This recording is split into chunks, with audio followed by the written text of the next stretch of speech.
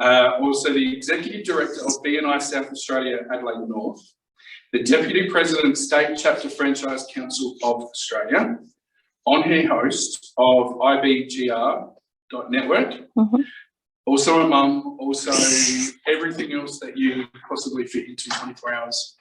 I'm very easily bored. Let's just put it that way. It's fine. Okay, thank you. All right.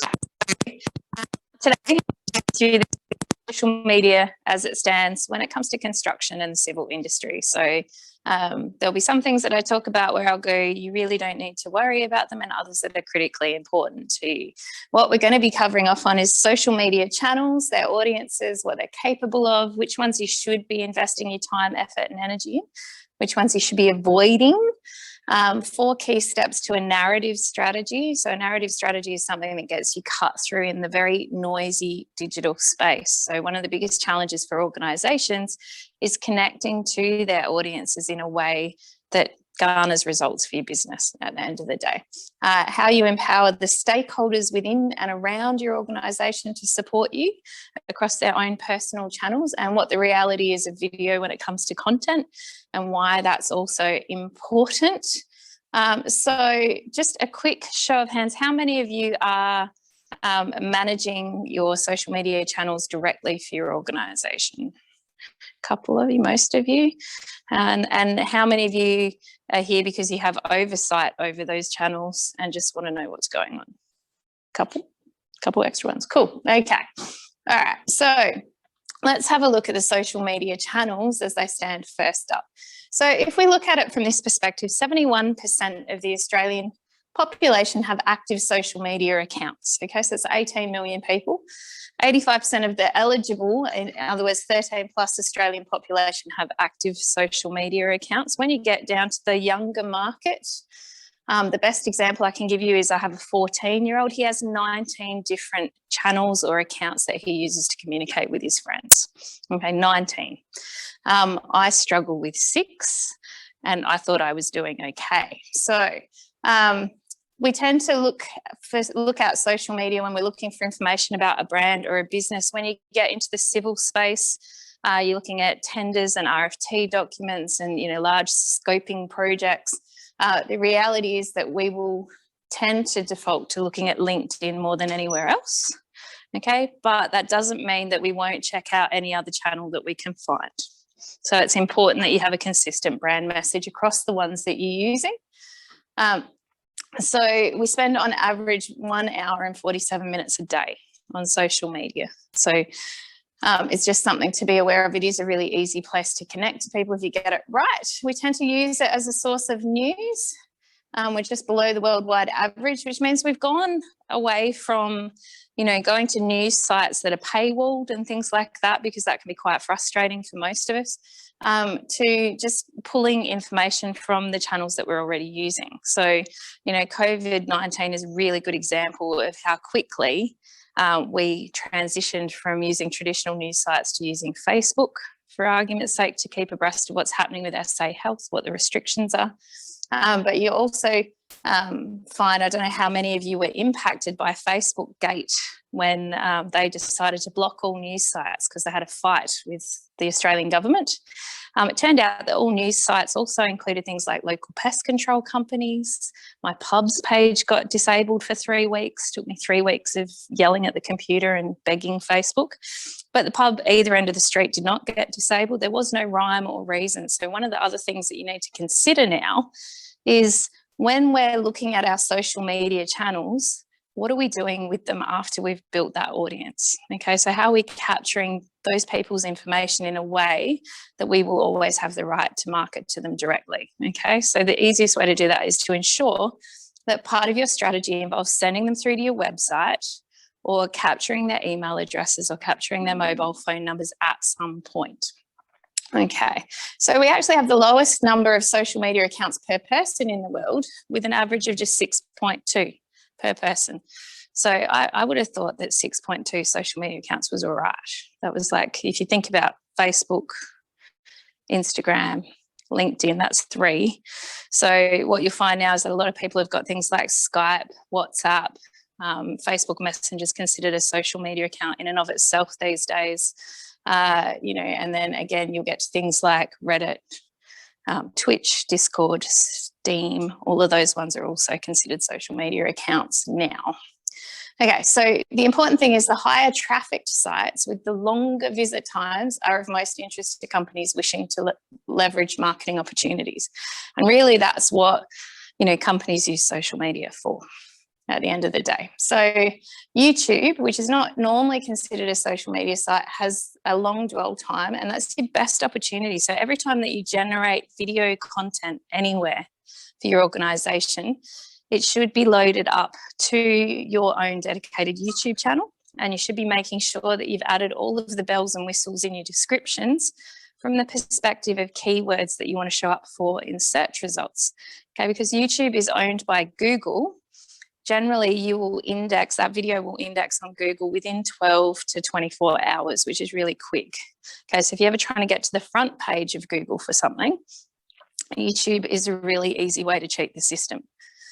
Likewise, Reddit also has a really high traffic. So the 5th most trafficked site in Australia these days, and a dwell time that is really solid as well. And we'll get into those dwell times directly. And LinkedIn, while not being the highest traffic site, is really important from a business to business perspective. So between January 2020 to July 2020, Twitter fell out of the top 50 most traffic sites in Australia. So if you're investing time, effort and energy in Twitter beyond just putting out website links and news articles, it's probably not a good use of your time unless you're engaging directly with press or politicians, okay? But outside of that, it doesn't have the audience base anymore in South Australia or the dwell time to make it effective. Okay, so here are our top 5. So YouTube comes in at number 1. Okay, it has the most unique Australian visitors every month. So the most active usage. I think a lot of that is being driven, to be perfectly honest, by a youth market. So I don't know how many of you have teenage kids, but they tend to live on YouTube, watching their gamers and everything else that's going on. Facebook comes in at a hot second. Then we have Reddit, Instagram and LinkedIn. So they're the ones we're going to focus on today. So in terms of time per day that people spend on these sites, and this is the average. So 16 minutes and 56 seconds per day on YouTube, 50 per day on Facebook, and then we get down to Reddit and Instagram, and then 10 minutes and 42 seconds on LinkedIn. Now, one of the most powerful strategies that you can employ when you're in a business-to-business environment, and particularly when you're having high-value transactions, is you start the conversations with people on LinkedIn, you drive them across to a specified landing page where you continue that conversation on your website. But by doing that, it activates a piece of code and tips them into an audience on Facebook where you can continue to market to them there. Okay, so LinkedIn, from a cost per perspective, more expensive than Facebook when it comes to advertising. Okay, so what we do is we game the system by starting over at LinkedIn and then pushing them across to Facebook to continue it so that we're spending less of our ad budget to do so. All right, so when it comes to social media advertising statistics, we're actually only expected to grow by 2.5%. I should say 2021. And we're estimated to be the 5th largest social media advertising market in the world. So we're massive in terms of our spend. Facebook has the lion's share of that spend, but it has the lion's share because LinkedIn didn't used to be particularly sophisticated with its advertising. Okay, so LinkedIn was I can target by job title, I can do a couple of things, it's not that exciting, whereas on Facebook, I can target you based on location, based on 10,000 other data points that I can think of. So it's quite a science when you build an audience out for your advertising. LinkedIn, basically, when Microsoft acquired it a couple of years ago, took everything that Facebook ads could do, spent a bomb on R&D or research and development. And now LinkedIn can pretty much do almost everything that Facebook can do from an ads perspective. So again, when you guys live in the world that you do, if you haven't loaded the insight tag from LinkedIn advertising onto your website so that you can actually track conversions from LinkedIn and see what's happening, then you're missing an opportunity. Just like Facebook, where you can upload all of your different audiences. So let's say you guys had a list of 100 companies that you wanted to target. You wanted to put your brand in front of them. It was really important to you. So if you list all of those company names, their LinkedIn company pages and their website in an Excel spreadsheet, you can upload that to LinkedIn. LinkedIn will go and find all of the people whose accounts are linked to that company. And then you can target that by job title once you've done it. So it's a pretty powerful way to put your messages in front of the right people. So it is going to grow and continue to grow. But what I think we're going to see is more spend in the B2B space on LinkedIn, okay, as LinkedIn becomes more complex. So what you need to know about Facebook, even though it skews 25 to 34, there are more than 1.25 million Facebook users over the age of 65 in Australia. So it is the older demographics that are most fastest growing on Facebook currently, and it's because of a really simple reason. We tend to, in this age bracket of like, let's say 55 to 65, which is where a lot of C-level people sit, we tend to wait for technology to go away. So we don't want to learn it until we're sure it's actually not going anywhere. And then what you're struck with now is those same people, their friends, their family, their kids are all on the platform, and so they tend to have to get on the platform to keep track of their friends, their family and their kids. So it's a huge opportunity from that perspective. So again, we have an 80% market share on Facebook. One of the other things that people often say to me in the construction space in particular is, well, my ideal clients aren't on Facebook. I don't want to talk to mums and dads.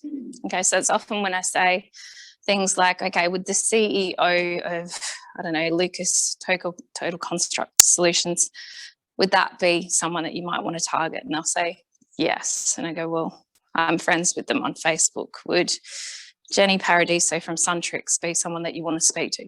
Yes. Well, I'm friends with her on Facebook. They're all really active. They're not on there to do business. So you have to be clever about how you talk to them there, but it's a good way to do it. So here is basically your age demographic. So interestingly enough, you know, the people that sit in this top bracket here are often the people that we need to speak to. So again, it's about understanding the age groups of the people who are the decision makers within the businesses and who it is that you need to speak to. From a Facebook advertising and customer journey perspective, often people think that Facebook is really just sat here in interest and awareness space. I have no idea what your business is, what it does, who you're about, why I should play with you. So you can come and tell me a story here with some video or something like that, and that will work really effectively. Okay, but then we move on to the research phase and to general inquiry. All of these steps, if you are evaluating your advertising, the way that you do it and the types of ads that you run, you can utilize Facebook to continue that conversation over time. It's just, again, about being structured and running a multi-leveled campaign. Okay, so what I mean by that is if I've never heard of you and I watch more than 10 seconds of a video that you've put in front of me because I fit who it is that you want to talk to based on your audience, you, in theory, then want to push a case study in front of me because I've watched more than 10 seconds that is, again, geared towards the ideal projects that you want to work on. Does that make sense to everybody? So that now you've got 2 touch points. You've made me a little bit further along. If I've clicked through to that case study and made it to your website, because I'm assuming that's where that case study is housed, then from there, you would want to have created a custom audience based on people who made it to that landing page and then serve them another ad, which might be a more direct call to action about inquiring about specific things. So, you know, a great example of this is we ran a campaign for an engineering firm that builds, and I don't live in civil, but massive conveyor belts that offload stuff from ships and things. That's the best explanation I've got for you. Okay, but what happened was they had a list of X number of companies. So we built a custom audience from their database. Okay, and then we served a specific video around their servicing and what it was that they provided ongoing. Okay, from there, anyone that made it to that specific landing page was served a direct ad that was encouraging them to inquire and to start having a conversation And that campaign was particularly effective because it was targeted. We had multiple touch points, and then the person that they got to speak to at the end had the capacity to answer their questions. Okay, so this is the important thing. Think about the sales process that you put behind your social media marketing. Okay, so this is the bane of every marketer's existence. For those of you that perhaps are already running Facebook ads, Facebook and Apple had a falling out. Apple decided that they had privacy concerns about how Facebook was tracking conversions, and so they've blocked them. So it means that basically Facebook can't report on all of your events individually anymore. So it's much harder to track all of the traffic. So you can verify your domain, you can do all sorts of other things in the back end of Facebook to make it better by installing this additional code. But Apple and Facebook haven't kissed and made up yet. So it's probably only going to get worse before it gets better.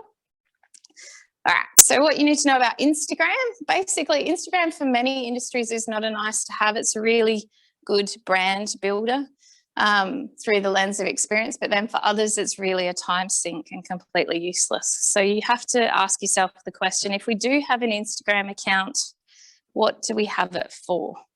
Okay, so it's a very media hungry channel.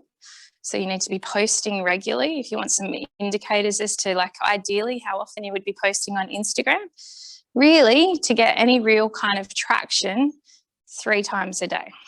Okay, and then probably posting 1 to 2 stories a day on top of that. So that's a lot of content, but that's really what it takes to grow your following. Now, if you've just got it because it's a placeholder and it's there simply to tell the story of your organisation from a employer branding perspective, from a recruitment perspective, that's very different. Okay, then you can probably get away with posting 3 times a week and having a very clear story that you're telling through it. Does that make sense to everyone? So it's the one thing that most organisations and businesses, the big mistake that they make is they have all these beautifully branded pieces of marketing material on their Instagram account, which they get very little engagement on because no one goes to Instagram to actually get marketed to. Okay, we go there because we want to see things get blown up, or things getting knocked down from a construction perspective, or things, time delay kind of stuff. We like to see really good, sharp visuals on Instagram and short, sharp video. That's pretty much what it boils down to in your space. Okay, outside of your space, we go on there for aspirational type stuff. Okay, so we go there to be inspired by things or to enjoy the visuals. So you really have to think about how using it. Make sure too that you're not running a business account as a personal profile, which is sometimes the error that people do. So you set up an Instagram account, you haven't migrated it to a business profile. It means you don't have access to any of the insights. It also means you don't have the same level of security. So there's been a huge amount of hacking in recent times. I know of at least 2 people here in Adelaide who have contacted us in the last 3 months who actually had their emails hacked, then lost their passwords and access to their Facebook accounts, by proxy their Instagram accounts, and it's they still can't get them back.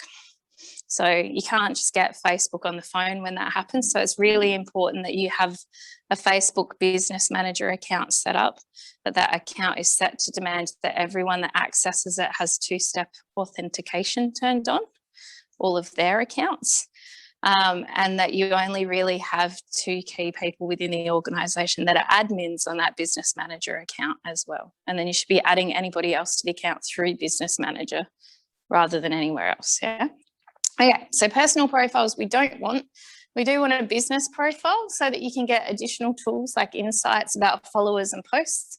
So you can check in on your post to see how many people you've reached, what time of day your audiences are online, so you get better engagement. You can also promote posts to reach more people, and you can tailor your promotion to drive various business objectives.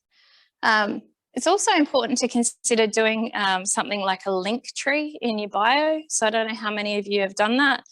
Okay, so Instagram, we can't put links on the captions, obviously. So the way to get around that is to build a link tree, which is basically building out a mini website. So if they click on that link in your bio, it opens a little pop-up box that goes, it might be about the company, case studies, like 3 or 4 key things.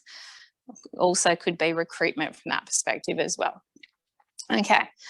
Also bear in mind that the feed is what most of the, once I've followed you, or even if I haven't, my feed is where I'm going to find most of your content. So as much as it's important to have really carefully constructed grids, so your grids of 9, okay, on the front page of your Instagram account, I'm not going to go to your home screen that often. Okay, so once I've actually engaged with you, I'm more likely to just have this pop up. So your captions become really critical in terms of getting engagement. And to do that, you need to have a personality. So the other challenge that we have in large scale organisations is working out who's the voice of the organisation and actually having a tone that engages people. So if all you're doing is giving me information all the time and it's educational, I'm going to get bored. Okay, likewise, if all you're doing is talking about yourself all the time and what it is that you do, it's going to be like when you're trapped at a dinner party with someone that doesn't shut up about themselves. Okay, so likewise on social media, we usually want to escape those people. If you're not doing stories on your Facebook and on your Instagram and on LinkedIn now for that matter, it's a missed opportunity to put your logo and your brand in front of all of your followers every day. So it doesn't have to be pretty content. This is the good news. It disappears after 24 hours. Okay, so it doesn't have to be pretty. It can be some of the most mundane, boring stuff you do in a day. You know, I've said to Simon, it could be as simple as literally a picture of all the membership applications stacked up on his desk. So, you know, whatever you like. But it's about putting your logo at the top of everybody's screen. Okay, because again, from an age demographic, it is the younger people that will scroll through and look at the stories. So it's good to put recruitment stuff on there as well. Older people like me, I see the logo, I go, oh, yeah, and then I get on with scrolling down the feed because that's how I'm programmed to work. Okay. Direct message, though, is a really good way to create, you know, that personalized experience. So on Instagram in particular, but even on Facebook, if people are engaging with your content and there's just an opportunity or a reason to send them a direct message to encourage them to follow the page or to encourage them to reach out or start that conversation, make the most of those things. They are manual and therefore time intensive. But again, you have to evaluate the potential value of a relationship. Okay, so if the average job that you guys do, I don't know, let's say that it's like $500,000. I don't know.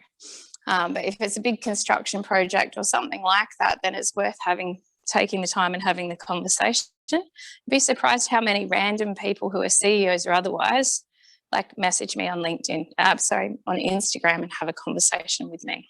It's just because they'll tend to default to whatever platform they're on at the time. Okay, so we have to be in the same places as them. Reels is Instagram's answer to TikTok.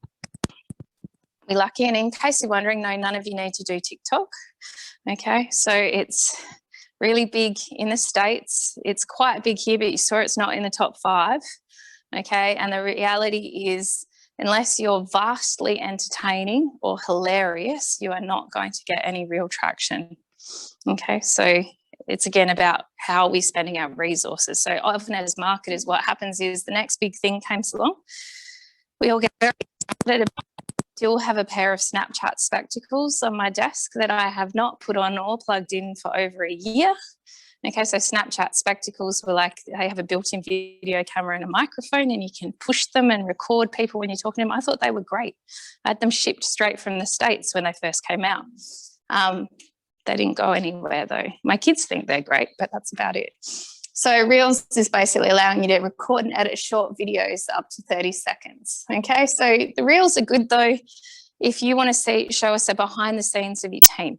Okay, so if you're going to use Reels, a 30-second grab of one of your project managers and why they do what they do or why they work for you guys, that's a great thing to do.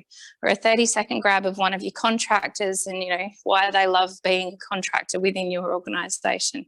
So any of those things that are positive brand positioning are effective and work really well. And so we move on to LinkedIn, which is my favourite. I'm going to drink some water because I'm croaky today. Does that go into your story or does it come up in your I think it goes into your stories. Yeah. You got to add it in. There you go. Tamara would know. You can tell I handball that one because I'm old and I don't like to have to know how to do all the things. All right. Platform by far, and it's because it makes me the most money. All right. And likewise for you guys, it should be making your organizations the most money.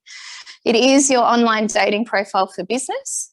Okay, so it's the social network of choice for those building robust networks and doing deals online. That's basically what it boils down to. I am going to go to LinkedIn to decide whether a fit for me, what kind of a player you are in the space, and what it is that you've been doing and who you're connected to.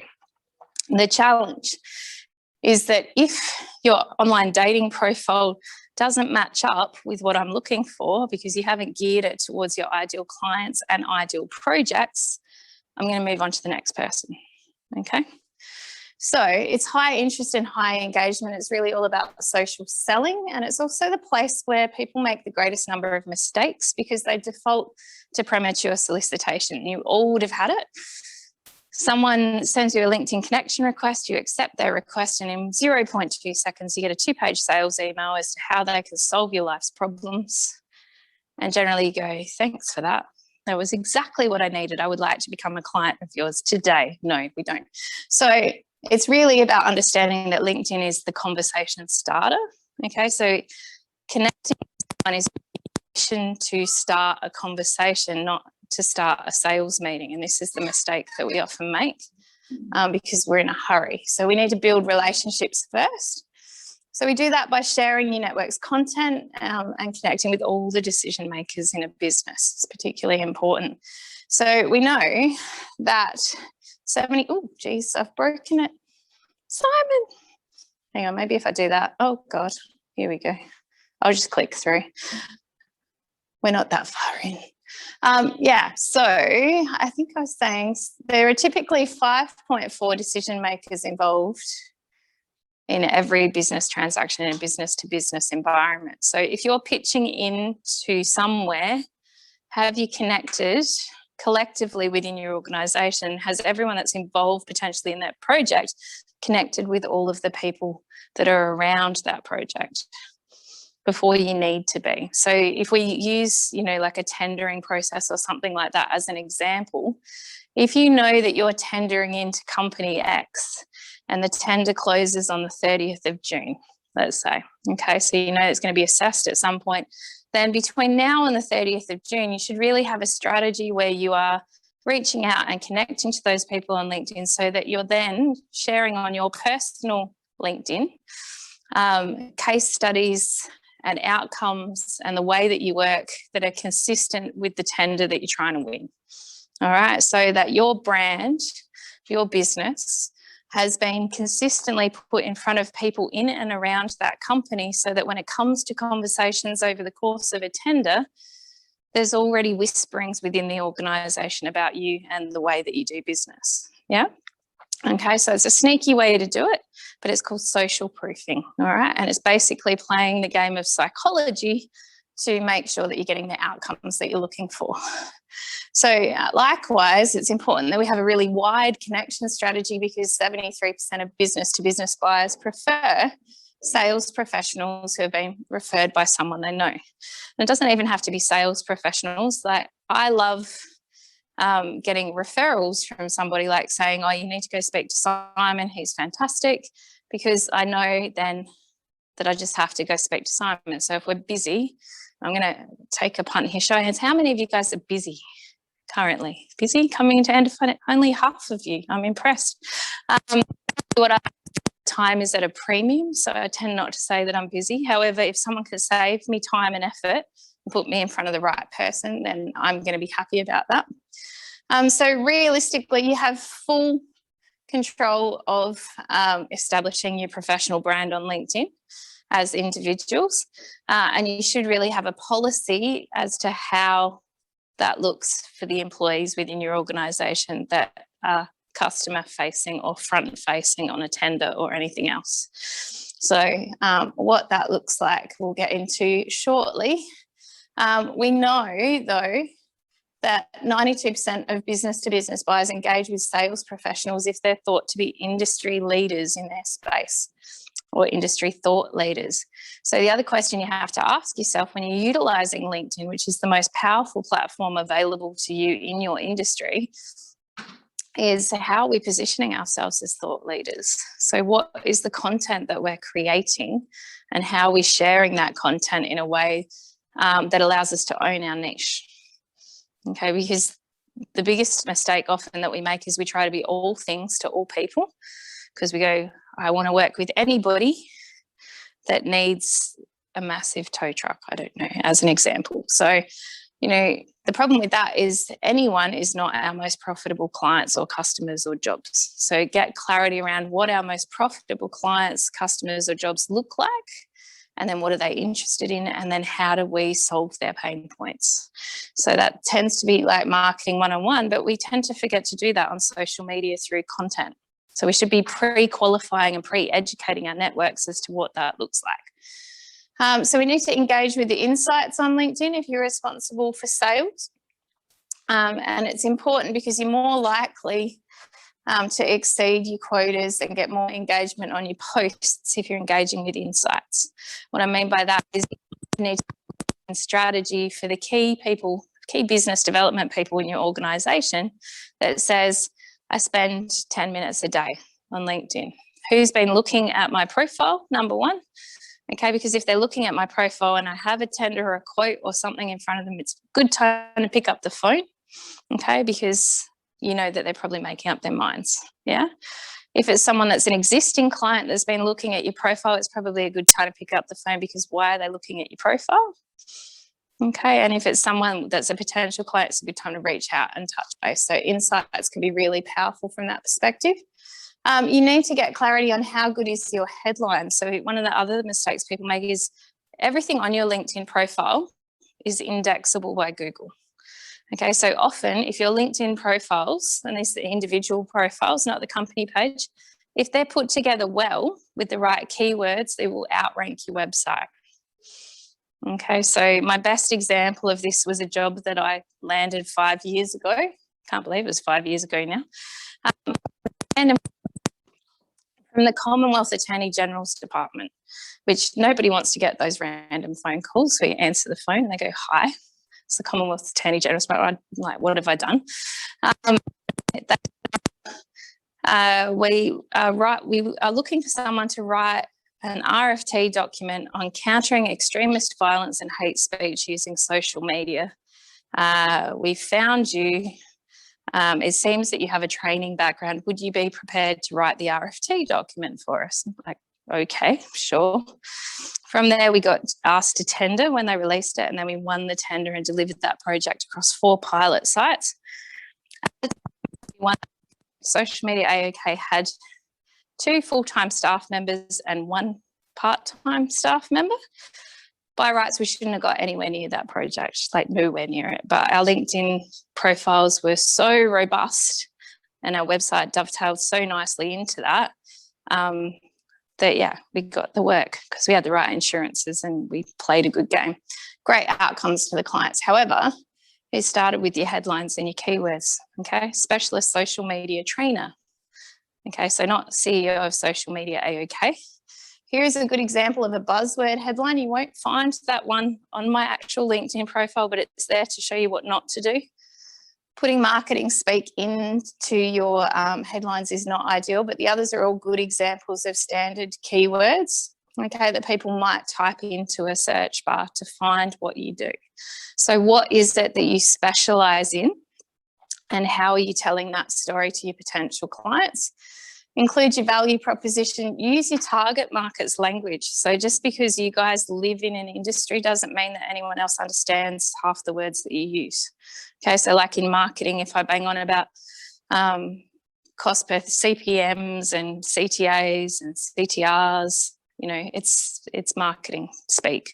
So we need to find ways to avoid that stuff.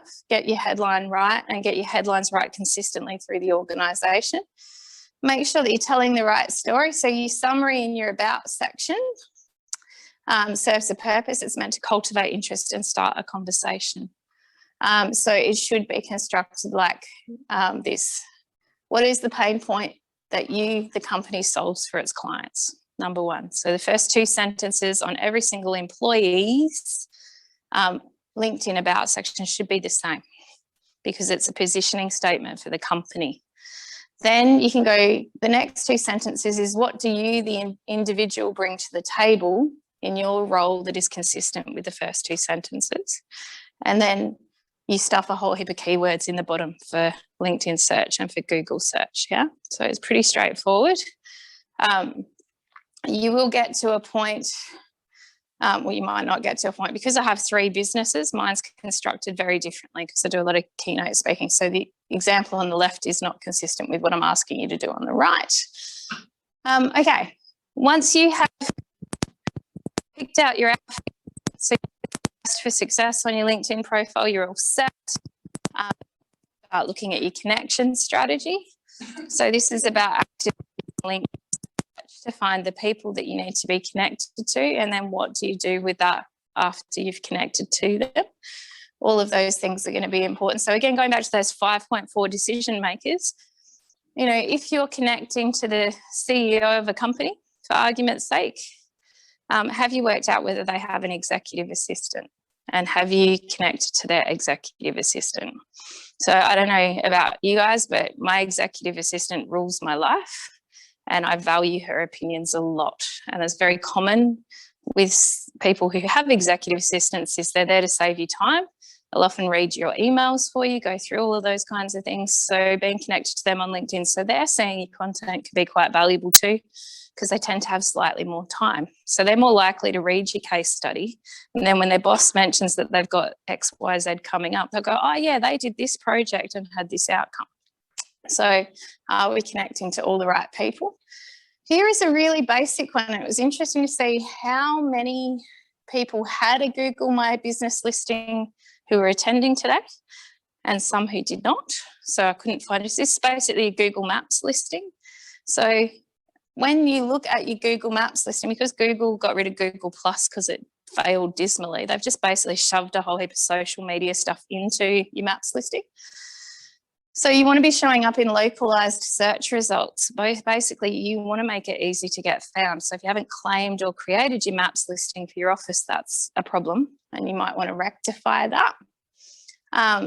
But you also can post on there and it disappears every 7 days. So if you go into all this effort of generating content, either for LinkedIn or for Instagram or for Facebook, just put it on your Google Maps listing as well. Okay, even if you post once a week, because then what happens is when I get to your Maps listing, I've got something interesting to look at. Okay, so again, we tend to go to Google when we are ready to make decisions about things. So it's important that we've got that right. Make sure that someone in the organisation has downloaded the app, the Google My Business app, okay, so that you can respond to reviews and messages in real time. You should have a review strategy that encourages your existing clients or subcontractors or whoever it is that you work with to leave you reviews on Google. Really important that you do so that you get the most out of it. Pushes your listing up, which is what you want. So if I have to pick between 3 listings and you're all really close to each other, there will be yours with all the stars. So we got, is it Wombat Towing? Wombat Towing, yeah. So you've got 2 Google reviews on there. I was really impressed, and pictures. So I was like, and Indigenous Fleet Services, no? Did I get that wrong? They're not here. Oh, he doesn't have a Google Maps listing, so you might want to let him know when you see him. Yeah. Yeah. The point is it's easy, it's free, it's not content hungry, so you might as well get it right. Does that make sense? You're already investing all this other time. Then we move on to user generated content, which is equally important.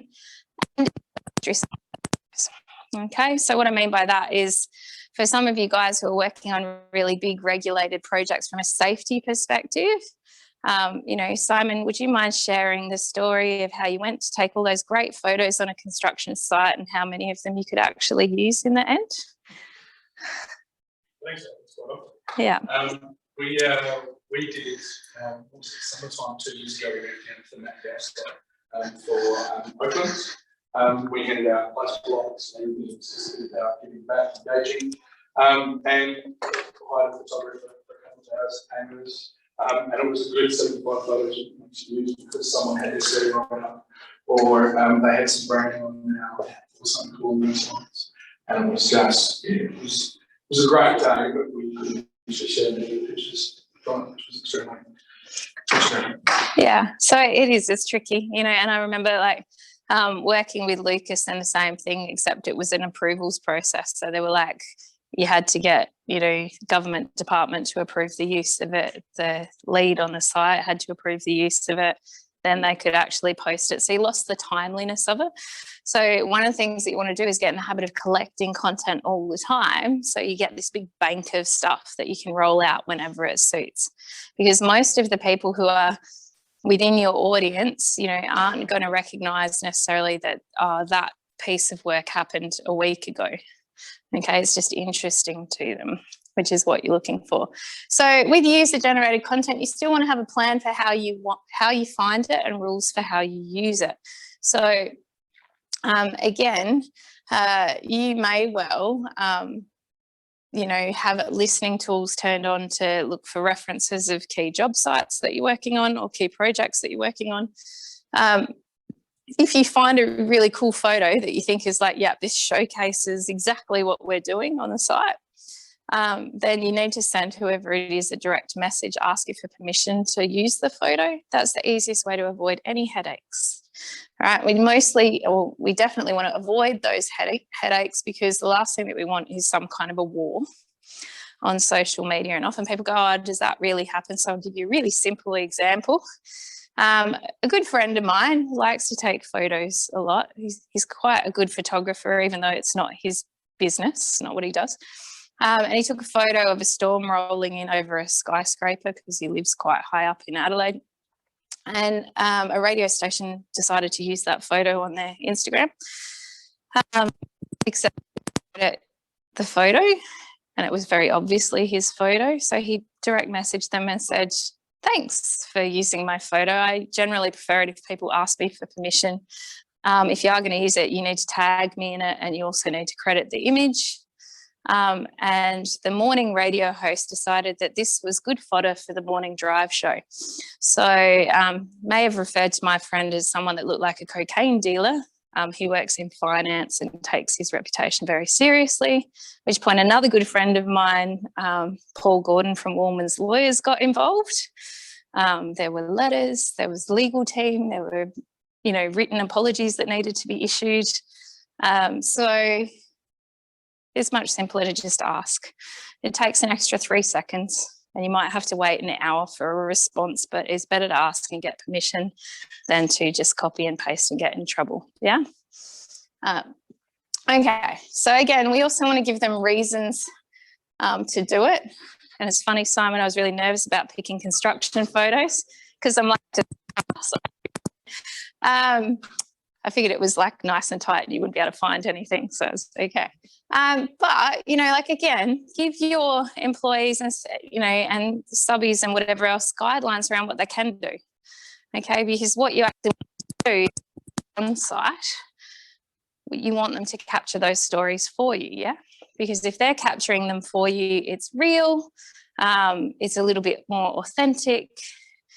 Every time we see really sharp, polished marketing, we tend to glaze over in Australia and get really bored and disengaged. So come up with ways to gamify the system, okay? It's a fine line, though, between gamifying user-generated content and loss of productivity in the workplace, okay? So you need to find the middle ground. But, you know, it's important and it works. Or it could be simple stuff like every time you send staff off to do training, so you guys are all in training today, every time you go off and do training, have they captured some kind of a selfie and sent it through? Okay, so because again, from an employer branding and positioning perspective, okay, we want to make sure that we're harnessing those things and making the most of it. We move on nicely to identifying your social media goals. All right, so maybe throwing myself under a bus here, but we'll see what happens. How many of you have definitive goals for all of your social media channels and clear guidelines as to which audiences or stakeholders you're trying to communicate with on each channel? No? I was going to say, Simon, I hope you do. You got a little bit, but it's really hard to maintain interest and momentum in doing all this stuff if you don't understand how it lines up to your top line business goals. So you really need to start there. Okay, so as a business goal, you will have sales goals, or you want X to win X number of tenders, or you want, retention of employees, all of these kinds of things. Those are business goals that marketing should be tied into very clearly. Okay, because social media has the unfortunate reputation of being a time sink amongst some critics, and it's because we get on somebody had to have a LinkedIn company page, and someone told us we had to have a Facebook page and an Instagram and a Twitter, and God help me, maybe a Pinterest. Just so you know, there are only 380,000 Australians that use Pinterest. You don't need to have a Pinterest account. But we didn't go, why? What's its purpose? Who are we talking to? And so you really do need to break it down. So by defining those goals, you're able to point to the specific steps and actions that you're taking to meet your business needs and justify your role. All of those things are important. Clear goals will not only propel your strategy forward, they also serve as defined metrics when it comes to measuring your progress. Okay, so it's much easier to maintain enthusiasm for social media when you can see that you're progressing. Okay, so if one of our goals is to increase the number of followers or fans on our accounts, and that might be if it's a brand awareness goal, then growth towards that goal is important. Here are the top goals for social marketers, basically, when it comes to social media. So 70% of us want increased brand awareness, okay, and brand recall, basically. So putting your brand in front of the right people, who you are. 59% are interested in sales and lead generation. That becomes one of our top goals. It's pretty standard. 48% increase in community engagement. So what are the conversations and things that you're having on your social media? And 46% growing my brand's audience. Funnily enough, the bottom one is like increasing web traffic. And yet increasing web traffic helps us across the board. Okay, so the more people that go to your website, the happier Google is if they have a decent dwell time on site. For me, as a social marketer, I live in sales and lead generation, community engagement, and web traffic. Those are my top three. Generally speaking, as Tamara, my general manager, will vouch, comes to me and they're just interested in brand awareness, I will usually tell them that we're the wrong agency for them, because I don't think that businesses have a bottomless pit of money to throw at social media and at marketing just to be friends with people online. Okay, it has to lead somewhere and it has to achieve something for your business. So anytime that you put out a piece of content and somebody sees it but doesn't do anything with it, is still increasing your brand awareness. So brand awareness is a byproduct of reasonable social media organic posting, generally speaking. What we actually want is community engagement. So they stopped their thumb, they clicked on your content, they were interested in having a look at what was going on. Okay, so if you think the average Facebook user, for example, scrolls through 300 feet of news feed a day on their phones. That's why we have overdeveloped thumbs on one side these days. 300 feet of news feed. So an impression means I scrolled past your content. It passed my eyeballs. That's it. That's all it means. Okay, but a click, a comment, a share, all of those things mean your content was interesting enough that I stopped scrolling. And that's what we're actually trying to achieve. Yeah. So when you're measuring success, that's what we like to look at. How you connect social metrics to business goals. Okay, so realistically, traffic to the website, okay, lives in the revenue lead generation section. So if we know we want to increase company revenue by X number of dollars across X number of verticals, then it's going to be traffic to the website. Likewise, establishing authority and conversions, they all happen on your website where you can tell your whole story, okay? But we have to get people there. Follower growth, what boils down to brand loyalty, brand awareness, and customer growth. Follower growth is important, say, on your LinkedIn company page, if you want to be an employer of choice. So from a recruitment perspective, in your space, generally what you'll see is a lot of your followers are people who are recent graduates or otherwise, and they're getting into the workforce and they're shopping. So it's important to grow up from that perspective. But you can still get customers out of your new followers as well. Engagement is in audience growth, brand awareness, and brand loyalty. Now, brand loyalty is a really big one. Okay, so you guys got all this effort to win a job. Might be the first job that you win with whatever company, organisation. If they're one of your ideal customers that will ultimately lead to repeat business or other jobs, then it's important that you maintain that conversation with them across social media channels.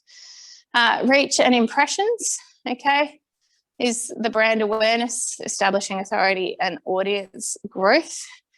But again, like if your engagement is good and you've grown your followers, your reach and your impressions is naturally going to go up, okay, because you've ticked the more important boxes. And conversions is really where your advertising sits. So if you're spending ad spend on things, then this is where you do that, okay. On that note, I'm going to give you a break, okay, so that you can wake up and get coffee. And I'm probably going to race tomorrow to the coffee place. Here, 15 minutes. Yeah, we'll give the coffee makers time to make that many coffees. Yeah, cool. So received a copy is our newly branded publication magazine. So great, full of really good content. We're actually using this to drive a lot of our socials as well with the software that we're using. So make sure if you haven't got a copy, grab this on your way out. That's enough from me. I'm going to hand over to you. All right. No worries. Okay. So moving right on. We're still on goals. Deal. Here are some of the other things that you might want to pay attention to as well. So how do you funnel your social media traffic to your relevant landing pages? What is that? And when they land on that landing page, what are the embedded links to other places in your site? So have you really thought about the journey that you're taking people on right from the beginning? Which creatives and calls to action media? Ads. So if you're running multiple variations of the ad creative in your one campaign. Okay, so what I mean by that is I was alive before the internet and I grew up before the internet, thank God.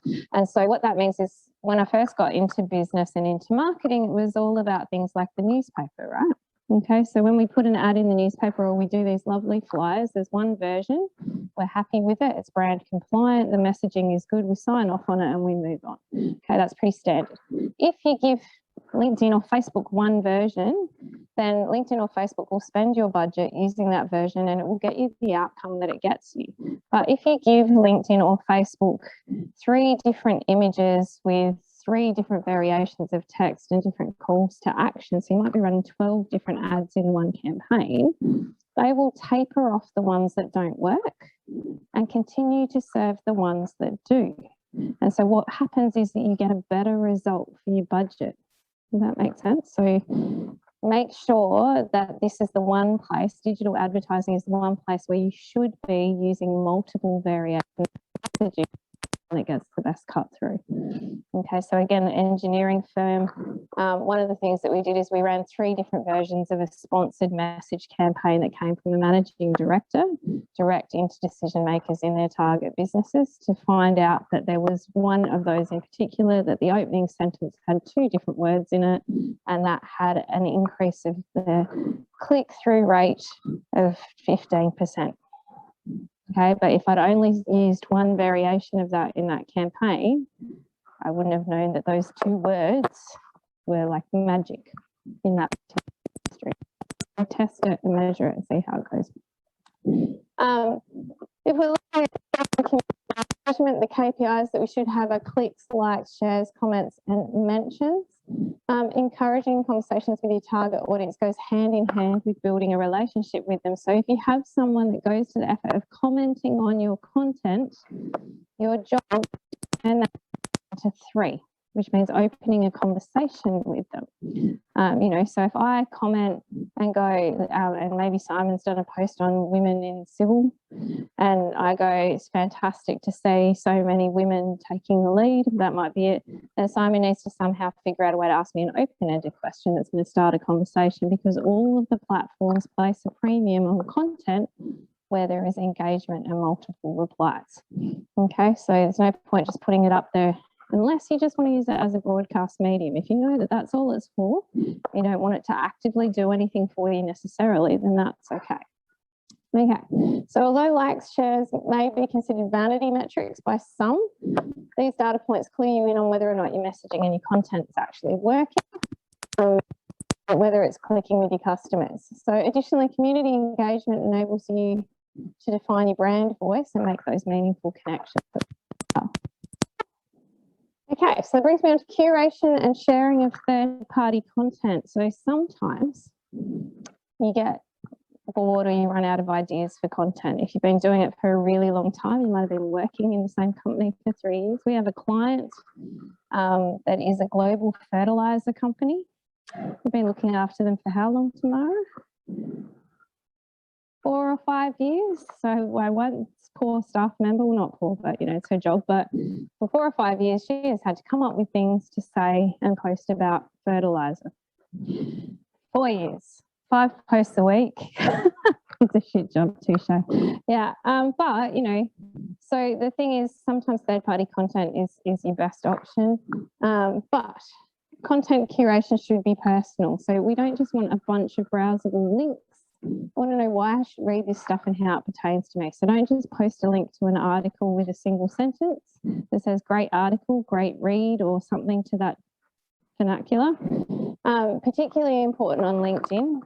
If it's a great article and you've gone to the habit of sharing it, tell me what it was that caught your attention. What was the key point in the article that you're interested in other people's opinions on? And put that in your caption when you share the article. You need to be adding value. Content curation should also offset promotional content. So basically, again, we're thinking beyond products and features. We want to have a relationship with the brands and by proxy, the people within an organisation. And so it becomes really important that you are adding value to me. So if, and I'm trying to think of a good civil example, but if you, for argument's sake, know that there's a really good article on loss of time and productivity, or when it comes to social media use in the construction industry. So, okay, and that might be something that you're sharing. So my argument is often that social media is the smoke break of today's generation. Okay, so it used to be that everyone went outside and had a cigarette for 10 minutes or smoking. Now everyone checks their phones instead. They've done some studies that allowing employees to be able to use their social media can actually increase their productivity, okay, because it is just that mental checkout for like 5 minutes. So I might put something up that shares that research in particular and make some commentary about it. So it should also build value, okay, so a little segment customers are in, all of them want to stay informed, but they also want to save time, so they have demands and can't possibly keep up with all the latest news in their industry. So top 5 articles that you read for the week, those kinds of things, or curated content or blogs that are really effective as well. And it shouldn't take all day. So there are a slew of websites and technologies. It's never been easier to create and capture that content. So if you Google top 10 content curation tools for marketers, you will get 20 that you can choose from that are all free, freemium, or paid, depending, that will allow you to create news boards based on topics. It will go and capture globally all of the different things around the place and then allow you to pick and choose which bits of that you use. There's also a really good way to get some information. Skim through it and then write your own information.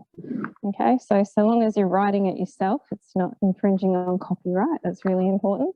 But it will identify trends too. So if your content curation tools pick up 10 articles that week on the same topic, you can bet that that's a hot topic that you should be talking about anyway.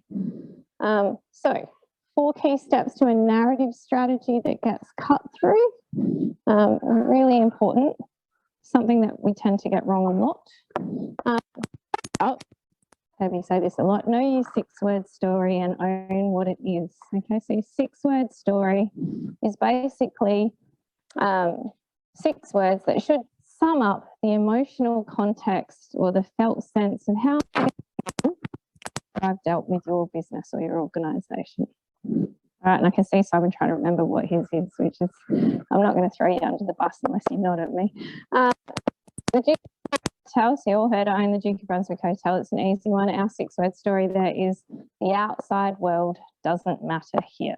Okay, so that acts as an anchor, not just for all of our marketing, but for everything that we communicate with the staff. So they have one job.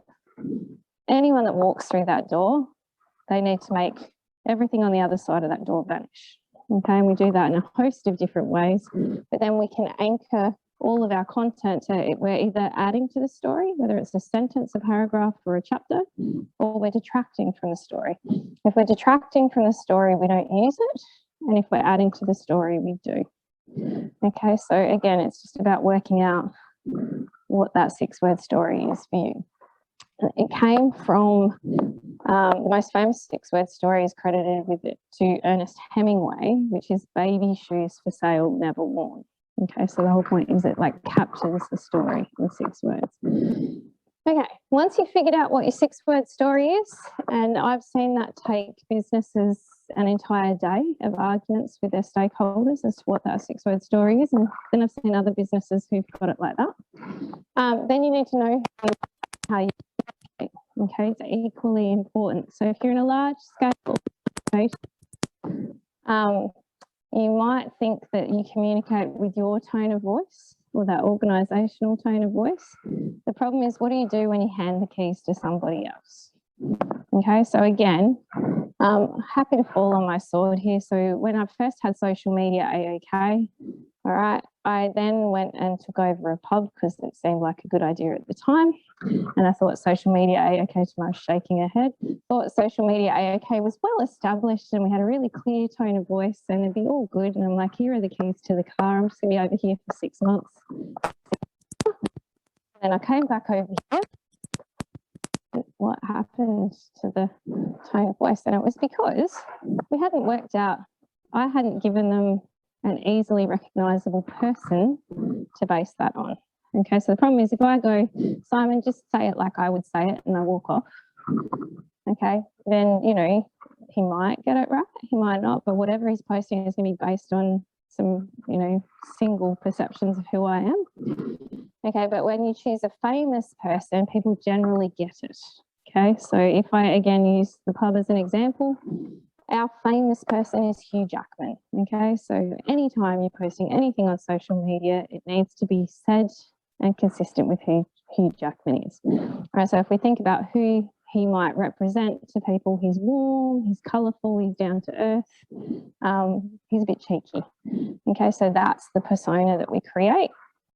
The Australian Autism Alliance, which is a broad, like I said, 12 different organisations in one, when they did this exercise, their famous person was Dr. Carl, okay, so from Triple J. So he knows everything there is to know about stuff, really quirky facts, so really knowledgeable, warm and soft-spoken, and wears loud shirts. Those were their reasons for choosing him as their persona, and it gave them some direction so that they weren't so dry with their content.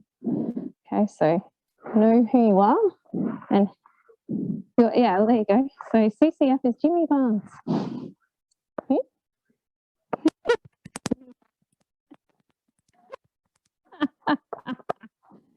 So yeah, again, it's just a helpful way to give you colour and tonality in your content. Right, this is the hard bit. We want people to feel when they see it.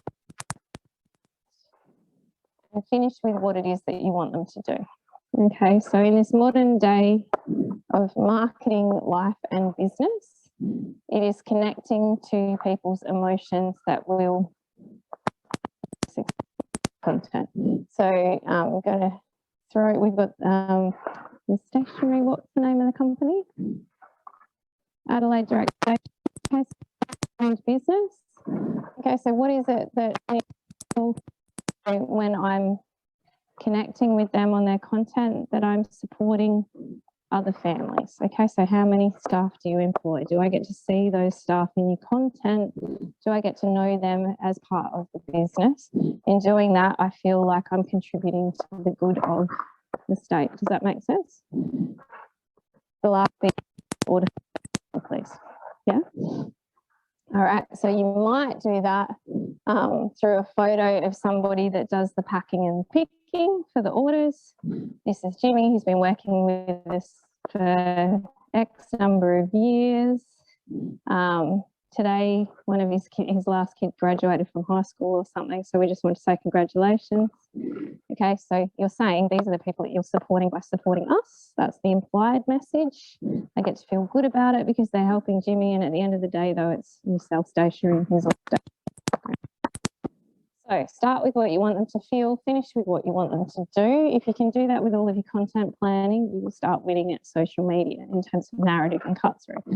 We do this by, again, even before you get to what you want them to feel, what is in the next 90 days? Okay, so what is the priority for our business from a sales perspective or from any other perspective, whether it's recruitment, retention or otherwise? And then in getting that message out there, what is it that we want people to feel? What is it that we want them to do? And then we can figure out what kind of content we actually need to create, because that's where we go from there. Remember that we can things. So tell your story through your people, okay? It was interesting, again, when I took over the pub, so I got to break every single company. Okay, because I owned it and I didn't have to ask anybody's permission. So everything that I wanted, that someone, you know, a client might have gone on about a couple of steps backwards, so I'd had to do that. So what we worked out is that it's basically people that connect to people. So it's not even rocket science what we worked out. Okay, so a great example of this is the wood. And that page very early on, we put change tables in the men's toilets and the ladies' toilets because that seemed logical to me when we had room. So I took a really bad photo and behind them and said, you know, we get dads have to change nappies too. So if you need change, and it went viral in front of like 70,000 people in 12 hours. So at the time I had 3,000 people who liked the Facebook page. But it was really, it came down to we struck on an issue that really pissed people off. So dads were sick of taking their babies to their cars to change them. Mums were sick of having to like always be the one to get up and go change the baby instead of being able to enjoy sitting down. So it went viral. It got shared across all these national parenting groups and all this other stuff, got great traction. It's all about the people. So I use that as an example, but then I invariably jag at least one viral post a year by accident. Okay, in terms of I chuck something up there that I think is, yeah, I better put a post up and it blows up. So, you know, it's about getting those things right. But also when we came back from COVID, you know, the reality was that our customers had maintained that engagement with my team and my staff. So it wasn't, let's go make Simone more money. It was, oh, we need to go see Speedy and see how she went with that exam. We want to check in with Jen and find out whether Kieran is still playing soccer, those kinds of things. So they had that people. As much as I hate to say it, even on social media, AOK's social, it is always the people posts that outperform everything else. Okay, so my carefully well-written blogs on marketing, people kind of like marketing blog. But, you know, if I post a photo of Akshay dancing on Friday in TikTok style, you have to find the fine line between the two. Okay, so that's the story. And then we need to empower our stakeholders. This is also very important. Okay, so this is an example on Hootsuite. They have a thing called Amplify. They can amplification, but they also have this really cool calculator. So if I type in that I've got 22 employees, 1,000 followers on Twitter, this many likes and this many followers on my, so here's your maximum social reach just if it's just your business. Here's what you can reach if you actually used your employees and had them way. I know for a fact that getting my teams comfortable with the content that's on social media and interested in the content, invested in it, means we're more likely to be successful. Employees probably already posting about work on their social media feeds, but without an organised system and clearly defined goals, you have no way of tracing those results. Okay, so having an amplification strategy works really well. I'll give you a good example of accidental results. About my dentist having a crown done, and she goes, "Oh, one of my friends works for you." I'm like, "Really?" She's like, "Yeah, tomorrow." I'm like, "Oh yeah, she's my general manager." "You must be a really good employer. She posts about your stuff all of the time." You know, like, and I don't post about my stuff ever because, you know, so you must be an amazing boss to work for. Now that is a great example of accidental employer branding, really, because then they will go and tell everyone that social media AOK is great to work for, and if we have a vacancy, then that's a win. So this is the challenge. The C-suite, which I fall into, often has the most visible social media presence, but these top leaders are usually not the most drive social media branding campaign. So generally there's a couple of reasons for this. At the C level, they often don't like social media. Often they might hate it. Some of the things that my clients tell me are things like, "I don't see why I should tell people what I had for breakfast this morning." It's a common misconception areas. Who shall remain nameless, who basically said, "Oh, I'm not on LinkedIn and never will be. If people don't have my contact details, they're not meant to." And so that was his approach to that. Now, that is fine if you get to a point in a stage in your career that you're lucky enough to be able to have that opinion. However, you're not really helping all of your business development people here if you're not out there banging the drum for the brand. Okay, so again, it can be challenging to get the people at the top of the food chain. So instead, it's far quicker people who are natural social media users, who are enthusiastic about the company and the brand, and get them to start pushing it out there first. It's always the top of the food chain is prepared to put their face to the brand, because then by proxy everybody else has to get used to it as well. Okay, so again, you know, none of my teams are allowed to hide from the camera, and they know that as part of what they do.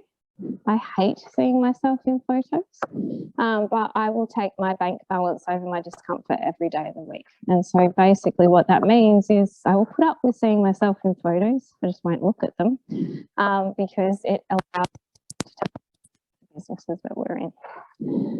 Okay, so you want to make sure though that you establish social media guidelines for employees, and this is not HR guidelines about risk mitigation and control. These are guidelines as to what they can post, how they can help the organisation, what the benefits for those employees are. Okay, so if you have a good employee advocate that is telling the story of the organisation, they're building by proxy their personal brand. Okay, they're building the reputation of the organisation, which allows the organisation to continue to grow and employ more people. The bigger the organisation is that you work within, the better, or the more steady the work is, the better.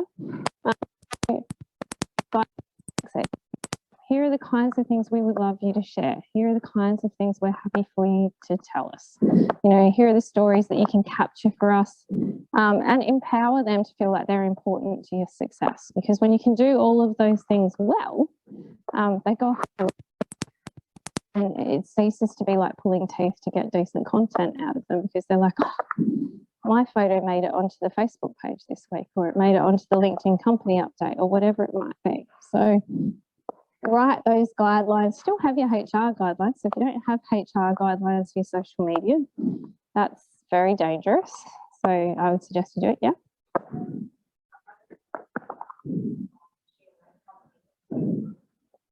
Yeah.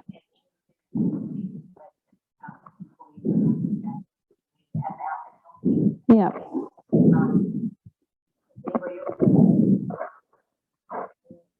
I'm getting blank looks, maybe not. It's not uncommon. It's unfortunate, is what I would say, because it's a missed opportunity. The reality is, by empowering them to talk positively about the company, you're far less likely to have to deal with negative stuff. And the negative stuff's probably still happening. It's probably just on a WhatsApp chat or, you know, secret, or, you know, so yeah, I think it's challenging.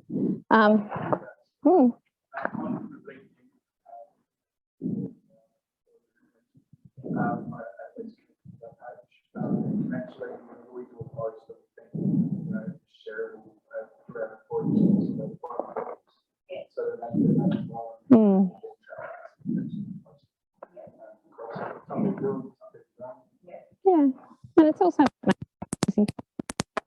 So if you've got something push on LinkedIn and like clicking across an email to everyone going, hey guys, we're really keen to get in front of, you know, these kinds of companies right now. We've done this post on LinkedIn. If you can please reshare it from the company page with this caption or something similar, that would be fantastic. It would really help us in terms of getting eyes on the content. You know, if you give them the why and you make it easy, they're more likely to do it.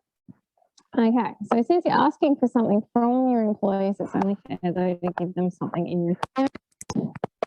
Make sure that increasing their visibility and credibility is a subject matter expert. That's a good thing.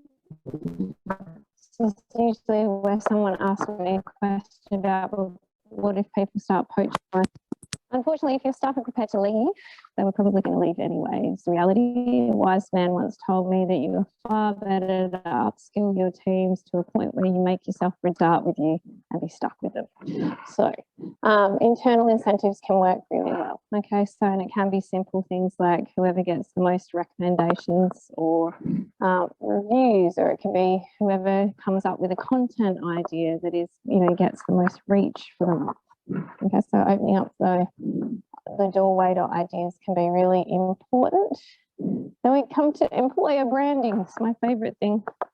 So we want to be considered to be great employers in the marketplace, or employers of choice.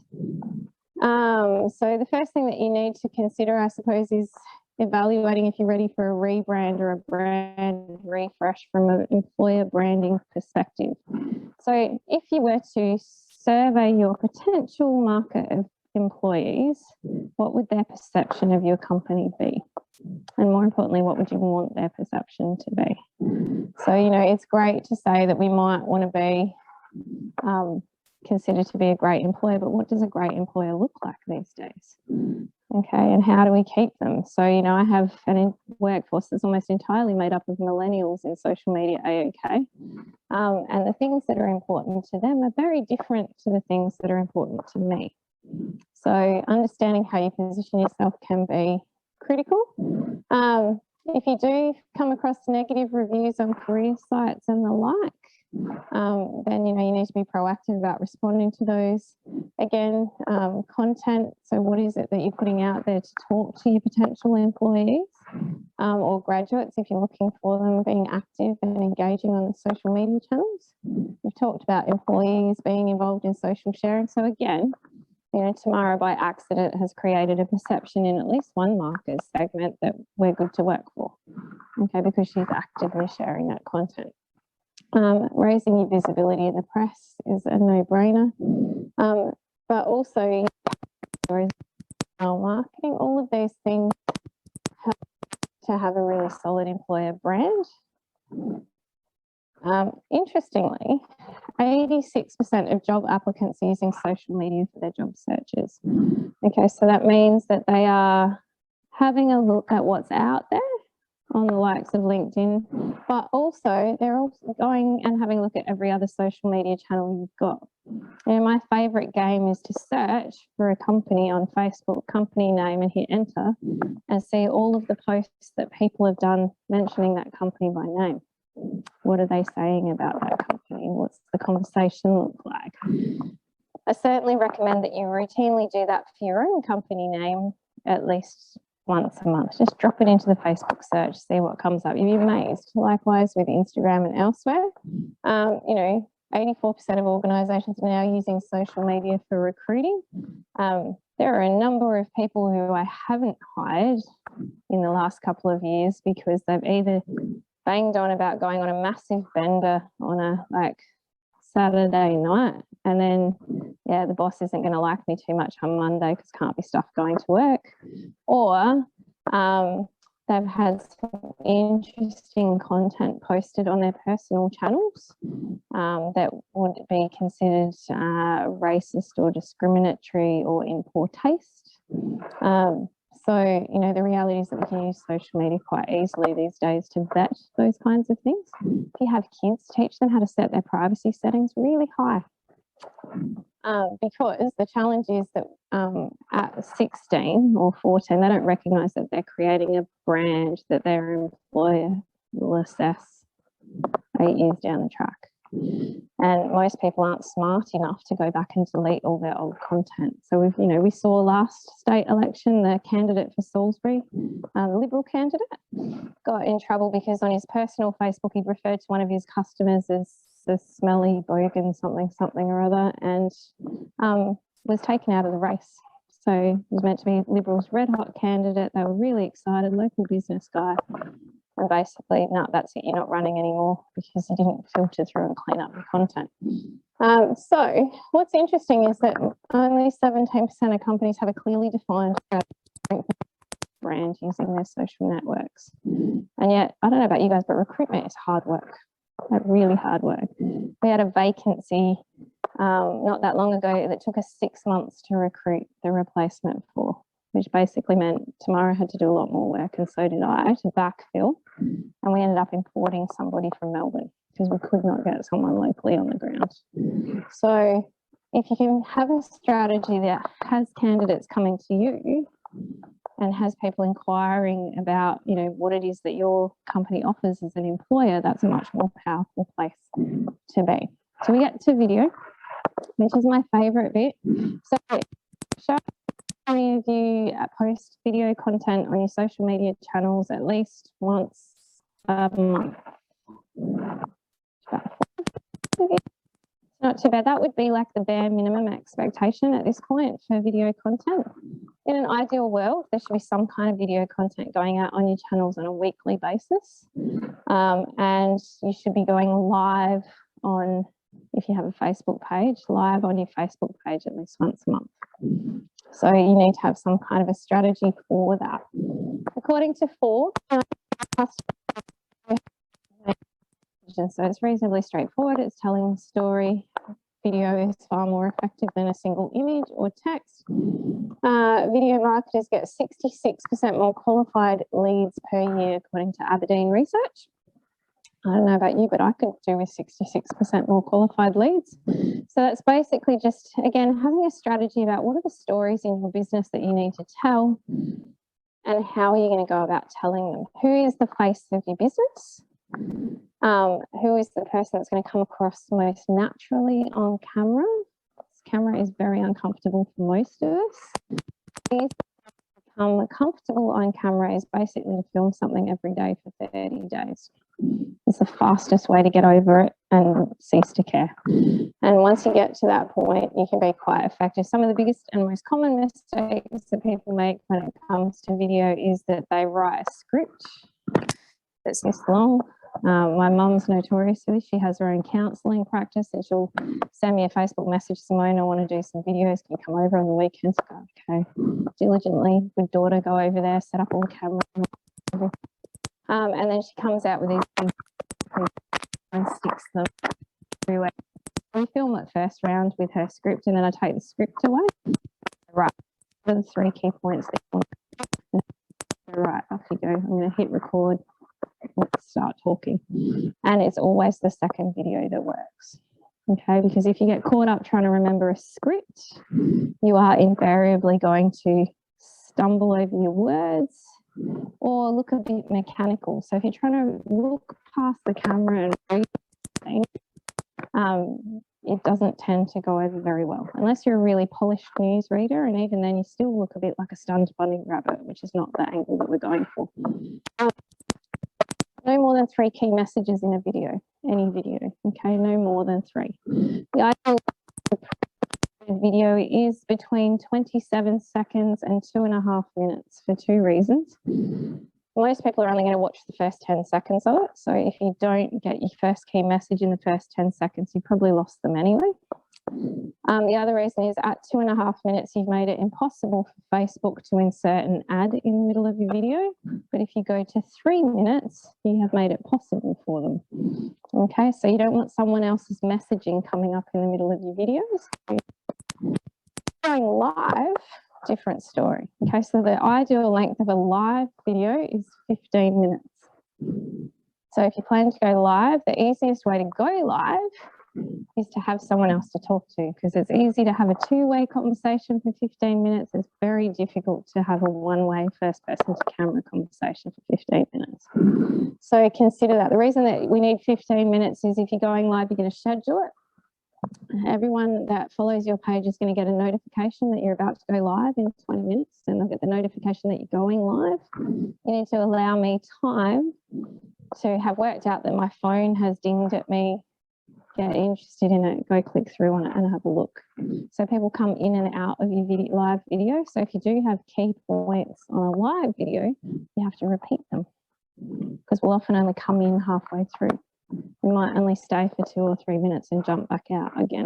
Yeah. So it's about having a still conversation, which is a bit of an art form.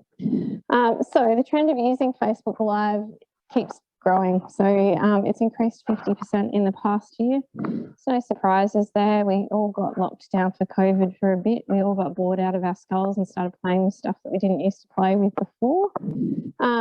Facebook Live videos are watched for 3 times longer than the actual replay. And that's because we're scared we're going to miss something interesting. So it taps into some subconscious psychology that goes, it's live, anything can happen. Anything over 15 minutes is redundant. So law of diminishing returns, unless of course you're someone like the Dalai Lama, who will have people like watch, hours. So when you're looking at your live streaming stuff, this should be getting a couple of project managers together to talk about why they loved working on a project, what the outcomes were, what made it interesting, getting some of your graduate employees come and talk about, their journey into the industry, stuff like that, or people who are aligned with what you do but not competitive with what you do, that are of interest to your target audience or market, and having a conversation with them. The challenge is the best time to stay live are like 7 o'clock at night, or very early in the morning, like 6, 7 in the morning. Not everybody wants to get up and be bright and perky and like chat live to camera at that time of day. But those are the 2 times a day you post a video. Okay, you should have a decent kit internally as well. This is really important in terms of none of us have a bottomless pit of money for video. Okay, so to have a professional come out and shoot video is great, and there's a place for that. That's on your website. But every business should have a basic kit and know how to use that kit so that they can shoot video for socials. So a Smooth Mobile, this is the one that I use, is basically a camera gimbal. So what that means is I can run through here. It won't wobble like that. So Smooth in particular has a built-in face tracker in the app on your phone. So you click it and it will track your face. You don't even have to be stable and track. Fantastic in your industry for walkthroughs and things like that. It's a really good way to get high quality imagery that you need. You have the Mevo Plus is another one that I like to use. So basically that camera is about that big. Really compact. You can chuck it on a tripod and go live to things like Vimeo, YouTube, Facebook. Twitter's pretty much dead, but you can also go there. But any other customization, I like it because it's on your phone. You can cut to multiple shots. You can add whatever filters on it that you like. It's sharp, shiny, records in HD. So you record it to a memory card as well, so that you can access it and cut it up for later. And it's nice and simple. So if I go back one, so these I think are about $250, so not massively expensive. The Mevo Plus with battery booster I think retails about $800, or it did when I bought it. So again, in the scheme of things, not massively expensive if it means you can literally walk out of the office with like a bag like this that has everything in it that you need. You need some LED lights. So if we were recording in this room is bloody terrible for video. Sorry, because we are recording. I'm going to look awful because there's not decent lighting in here. So I'm in shadow currently. So what you need is 2 LED lights that you can cross across the people that are in the shot to get all of the shadow. Ones like this that have like the inlay filters so that we look tanned and healthy instead of white and washed out. That's so you can get any LED lights like this or similar on Amazon for about $150, and they'll be delivered within 3 days. So they're plug and play and pretty straightforward. Make sure that you get your sound right though. Sound is the one thing that you will lose people for getting wrong. So if I can't hear you, there's lots of distraction and noise in the background. So having some kind of a lapel mic, or you can have the little shotgun mics, really important. Again, just for the perspective of keeping people. The Rode Smart Lav is really good because it literally will just jack into your phone. That's what I've got on now. There you go. So you don't even have to have a version that's talking to that iPad that's filming me doing all of the stuff. But yeah, sound is important. And then if you're not using a smooth, don't be that like you like walking around because you're trying to hold it. But outside of video should be like authentic, informal, consistent with your tone of voice, have clear messages around what it is that you're trying to achieve, or the information that you're putting across. And the more that you can do that, the more cut through you'll get. Interestingly, I had a business masterclass that I was running for like 12 months, mostly to make myself work on my business. So I just facilitated a masterclass. It's the easiest way to do it. They all had to do a video every day for 30 days and post it on their personal channels. So I was like, well, if you have to do it, I'll have to do it. So I went live every day. I think I lasted 20 days and then I got busy.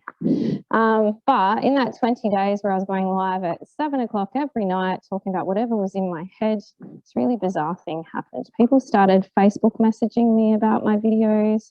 They started ringing me to talk to me about stuff I'd said in the videos. They started, having conversations or sending me clients or referrals because I'd talked about something that I'd worked on that day. And it just went to show that realistically, even when you think you're doing something to tick a box and it makes absolutely no impact, it's invariably building your personal brand. So it's a good way to test things. And on that note, I'm open to questions. Vague looks of terror, also accept those as well. Yeah.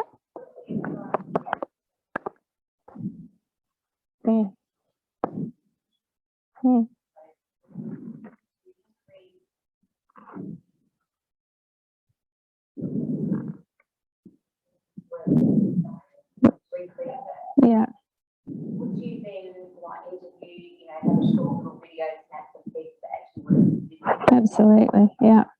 Yeah. So if you wanted to increase the reach for the ads and things like that, it would be, a fantastic way to do that is who am I going to be reporting to? So have a conversation with them. Who am I going to be working with? So have a conversation with someone like that. Who am I going to be engaging with? What is my journey as an employee going to look like? So it's really interesting when Akshay started with us. God, he's been with us for like 12 weeks now, coming up. He's like, oh my God, I've got my own desk and I've got a computer. And I'm like, no, hang on, you've come out of agency land in Melbourne.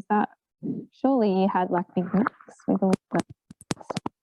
No, we had to bring our personal laptops in and do X, Y, and Z. So, you know, again, I was stunned too, but it's like, so tell me the story, you know, like you often see too, social stuff. So my first day on the job, what's that going to look like?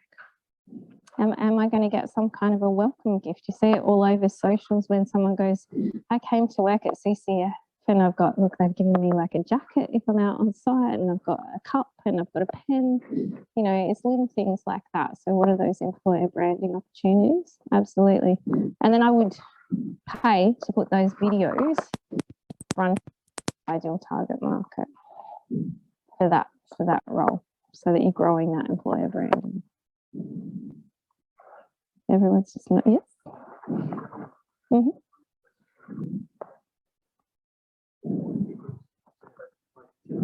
Mm-hmm.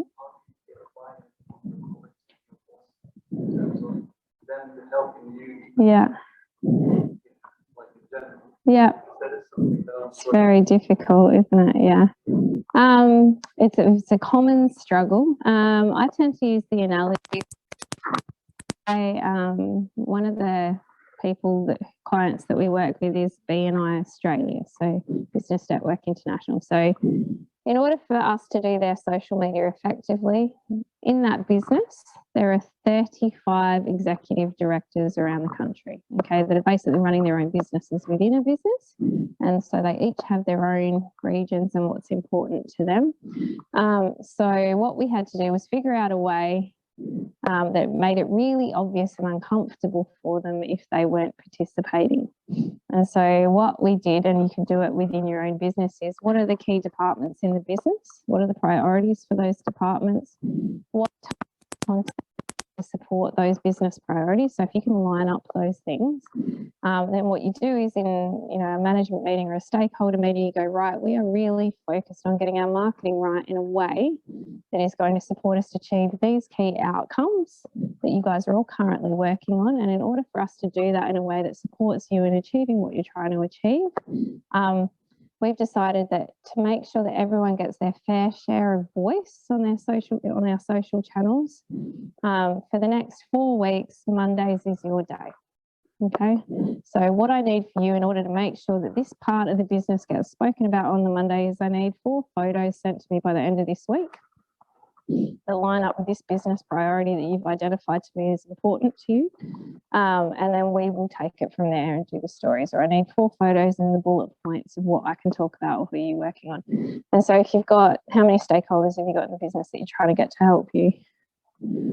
4. So there you go. So if you've got 4 stakeholders, that's 4 days a week, or it might be each of them has to write 1 blog for the month because we've agreed, content marketing is important. Then what happens, ones that don't, you chase them the first month, okay? So the first month you'll prod them politely and go, hey, Jay, I haven't had your photos come through. I'm about to schedule a post for your department. Let me know if there's a problem because I would hate you to miss out on your share of voice on our channels, okay? And then the second month, I don't remind them at all. They have the deadlines and they pop up to tell them that this is due. And I usually have a 2-day reminder, like email that just automatically goes out. Just a friendly reminder, in 2 days, we need this content. And if they don't send it, I go, that's okay. There's no post that goes out today. And then what happens is the next stakeholder meeting that we have, I go, so here are the results I got for these 2 departments. It went this far, this, that, the other. I'm really sorry, guys, but because you didn't send me through the content, unfortunately, you weren't showcased on our marketing channels. So we couldn't support you in what you were trying to achieve this month. And then you just move on. And pretty soon, what happens is that they work out that they actually want share of voice as well, because they don't want you to. So it's cheeky, but it taps into the fear of missing out.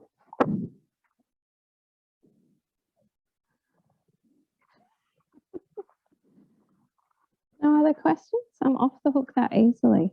Yes, though.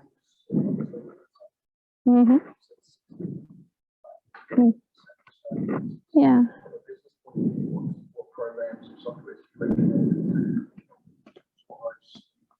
So the challenge is like native is always better. So with Facebook and Instagram, we generally recommend that you use Creator Studio to do that. So it's Facebook's own software. You have to search Facebook Creator Studio and plug all the things into it. But the good news is that allows you to schedule Instagram posts up to 6 months in advance and post to Instagram TV, and it ensures that all of your tags work and your hashtags and tagging and locations, they actually will all go through properly. And then, so likewise with Facebook, that said, we use Agora Pulse, but that is, you know, like next level. I think we have 70 or 80 clients plugged into that. So we're at an enterprise level. A lot of people use Hootsuite, and I didn't mind Hootsuite to a point. So what I found I struggled with Hootsuite was board level reporting. So it didn't give me robust enough reports to be able to say to my clients, okay, this is what we've achieved. So we tend to use Swedo, which is SWYDO, to track all of our Google campaigns, Facebook campaigns, LinkedIn campaigns, and content, report back on that now. And we use Agora Pulse because it has a unified inbox. So when you're doing daily engagement for 70 clients across all of their platforms, having a unified inbox that's timestamped is really important. But if you're only managing like 4 or 5 channels, it can still be handy. Some people like Buffer, you know, is another one, or Sprout Social is another one that's quite popular. It comes down to personal taste and speed. So my thing is, do I know how to use it? Is it easy to use? Am I efficient at it? Get it done. Which brings me to another good question. Often people go, how much time have I spent now?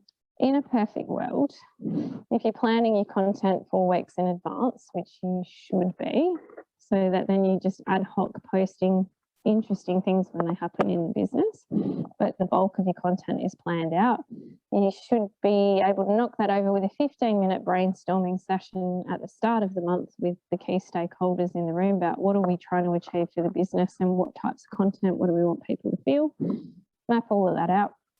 And then it will take you anywhere from 2 hours to 8 hours a month to put that content together, depending on the complexity. So if you're doing video, obviously that takes up time.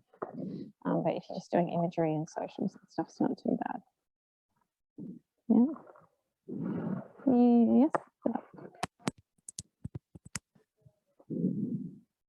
Yes. So Creator Studio is free because it's just Facebook's stuff. Yeah. Hootsuite, there is a cost. I think it's free these days for 1 account. Like that's, is it free? Is it free? Yeah, free for 1 month. And yeah, it's changed a lot. It used to be like $10 a month, like when they first started. But yeah, generally any software that you're using to manage the process, there will be a monthly fee. Hootsuite and I actually had a falling out because we got to enterprise level and they wanted me to pay $10,000 a year up front. Instead of monthly, broken down monthly, I could live with, but I wasn't giving them $10,000 at the start of every year. So yeah, it's tricky. They're very stringent with the way that they have their model set up. Agora Pulse, we did used to use Social Report, and then we had a bit of a nightmare. Tamara's rolling her eyes because they'd done something to upset Facebook. And 3 years of content across every single client's page got unpublished miraculously in an instant, and it took 3-4 weeks for Social Report and Facebook to make up to a point that that content reappeared on our clients' pages. And since then, we haven't gone anywhere near them, but their reporting was really good. So, have they? That's how bad the result was. Yeah. Yeah. So this, the challenge is when you're using third-party software to publish, they are publishing via an API key, and if they breach the terms and conditions of that API key's use, that Facebook will just do what Facebook does and just slam the door shut. And the fallout from that can be different every single time.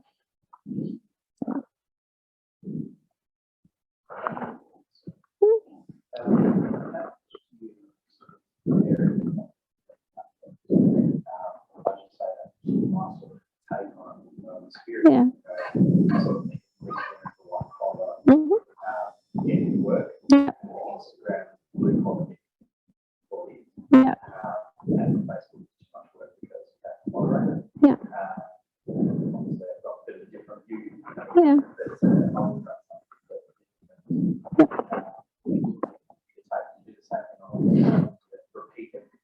So I don't like to repeat everything because the reality is that you have different users, like you said, with different lenses. So you may well use the same image across all three, but your captions will be very different, or the text that you put to go along with that will be very, very different because you're talking to different markets. So it's the same message, it's just packaged a different way. That's okay. I don't believe in, like pushing content across all of them with exactly the same caption, particularly because if you look at it, even from the perspective that we've got, Facebook's got 80% of the population with a Facebook account. You've got, I think it's like 9 million Instagram users. So Facebook users don't all speak in hashtags and @ symbols. Likewise on LinkedIn, the hashtags do add value, but you don't need to have them on Facebook. So yeah, it's got to be different. And I think you're far better off doing what you were talking about, which is actually going, well, here's where we get the work. So this is what we talk about here. And here's where we get the employees. So this is what we talk about here. And I would look at Facebook predominantly in the civil space as we just want to hold our brand here. So we want to put stuff out here that's consistent, that's telling a story, but it's really so no one else can break our brand. Because if you're not holding your brand, then someone else can come and grab it, and that's the last thing that you want to happen. Or don't be that organisation that used to have a Facebook page and then hasn't posted to it for 2 years or 3 years because you decided there was no point, because then if I do find it, I think that you went broke and closed down. And so I don't keep looking. That's the other challenge. Yeah.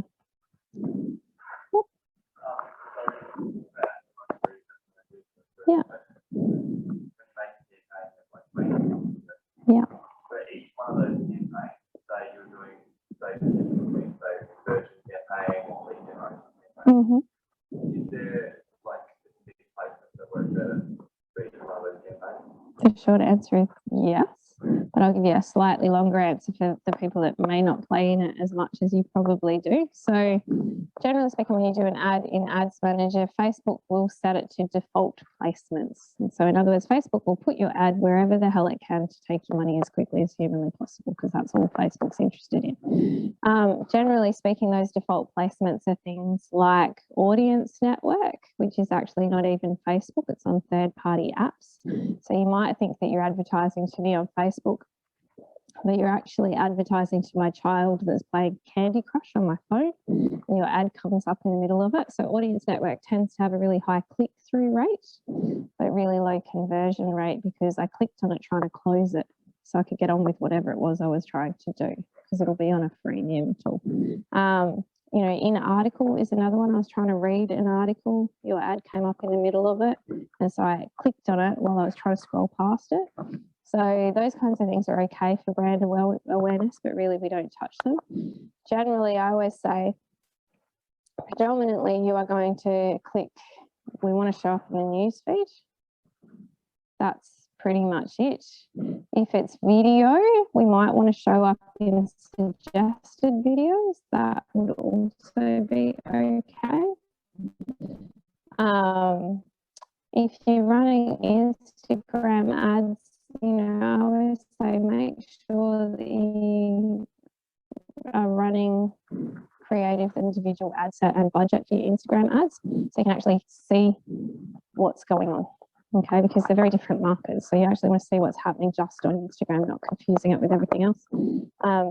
Pretty much we turn off everything else except, maybe you'll get the sponsored messages. I always get this one back to front. So we don't send the direct messages on Facebook, but in your messenger inbox, there might be an ad. Sometimes we leave that turned on. And you're not in a bargain proposition, so we don't advertise on Marketplace, but we would leave search turned on because that's come a long way.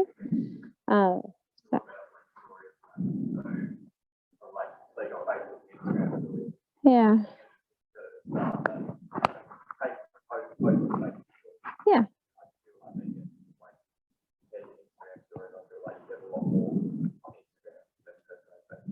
Yeah, and look, you probably do, but it's, for me, I look at it from a brand perspective and go, it's 5 seconds of my time, not even, to chuck it up there. I've already created the content, so I want it as it can. That's the only reason I do it. Same as, you know, it's interesting watching who engages with LinkedIn stories. That's what I'm finding fascinating at the moment. So you would have thought these are the most time poor people, and yet I'm getting the best engagement because it's my connections and it's coming up in their feed. So yeah, so ad placement is really important. Running your budget on a schedule is really important. So you should be looking at your website and working out peak traffic times and running your ads at the times when people are making decisions. Okay, so you serving me an ad at 6 o'clock in the morning. Yes, I saw your brand, but no, I'm not shopping or thinking about tenders right now. Yeah, so, but if you serve it to me and I see it at 4 o'clock in the afternoon, different story. Cool. Yep.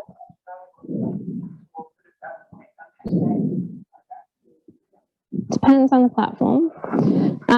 So when it comes to Instagram, I would never put any more than like 2 to 3 hashtags in the caption itself. And usually about 15 in the first comment is generally how I like to do it, making sure that those 15 actually relate to the image yourself in the process on the algorithm. They've done the research. The most successful brands on Instagram tend to have no more than 3 hashtags in the caption itself, and usually one of them is known as a branded hashtag, so one that's attached to your company in some way. I don't use hashtags on Facebook at all when you don't need to. So they've done the research. Facebook indexes all of the words in your post. So there's absolutely no need to put hashtags on there if you've written your copy well. And LinkedIn, they can be quite effective at shoving your content in front of people, again, from that recruitment, employer branding perspective. So if you're hiring more than from a work perspective, I would have said your work stuff, I would have thought you want very clean. In terms of who's actually looking at it. So again, if it's someone that doesn't speak in hashtags, you put hashtags all over your caption, you know, and they happen to see it, it just hurts their brains, you know, and that's a challenge. So if it's not good sentence structure and good grammar, like my, okay, I'm one of those people that has to have Grammarly on my computer, and even then it doesn't save me. So Paula, my executive assistant, will routinely send me a screenshot of something I've posted on Facebook and go, you have 3 typos in there. It's because I type really fast and I don't reread it before I post it on my personal socials. It's my internet nanny and comes and points out when I've got it wrong. But that said, it's, you know, again, it's that thing of people make snap judgments all the time. So it takes 0.2 of a second. When I see your content or I see you online, it takes me 0.2 of a second to make a decision about what kind of person you are and the kind of company that you work for. And all I will have taken in, if we use LinkedIn as an example, is your headshot and your headline. In that 0.2 of a second, I will have taken in your headshot and your headline. And then all we do, they've done studies, all we do then is focus our eyes in the next 0.2 of a second in such a way that reaffirms the judgment that we've already made. Okay, so the challenge is you have to get it right in terms of consistency. The other thing that's important on Instagram in particular is often the brands and companies that are most successful on there are the ones that use the same filter on every single image. So they actually have a consistent felt sense to their platform and what they post, or they'll use some kind of a color theme. So you often see that on Instagram as well. So it might be that there's some element of orange in every single photo for a month, and then they go green, they go blue, whatever else it might be. Yeah. Photo feeler, yeah. So it's there 2 minutes to scare yourself. I think it's spelled PHOTO feeler, or it might be F at the front. So you can basically upload your corporate headshots, put your job title in, and real human beings will vote as to how credible, influential, and likable they think you are based on your photo. What was interesting for me is I had 3 headshots. And you're right, I usually have that on this. I didn't use it in the slide deck today. 3 corporate headshots that I paid money for, and then one where my friend had taken a photo, you know, and I put the votes roll in. And it was interesting, the photo that made me the most influential made me the least likable. And so this is something to be really aware of, is what is most important when you're in sales and business development, as far as I'm concerned, is likability, because I have to get the first meeting. Okay, so if I can get the first meeting, then I can show you how influential and credible I am, but I have to get the meeting first. And if I'm not likable, then I'm not going to get the first meeting. So yeah, it's tricky, but good fun. So you should Google it and upload your headshot and see what happens, because it definitely changed. Yeah.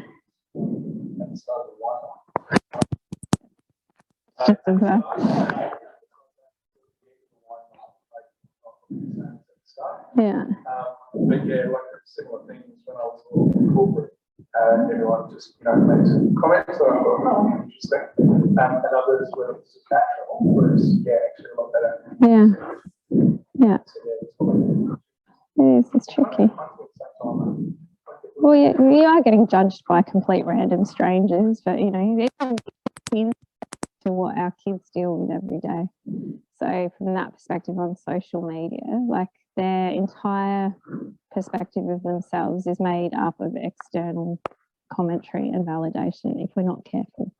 So that thing of, you know, teaching them an internalized locus of control where they validate internally doesn't teach that. We have to teach them as parents, because yeah, it's like that. It's like, you look terrible. And like my 14-year-old go to me, oh mum, what do you think of this avatar? Does it make me look this? And you know, I'm like, it looks like you.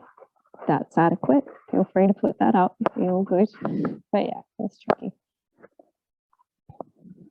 No final questions yet? It's huge. Yeah.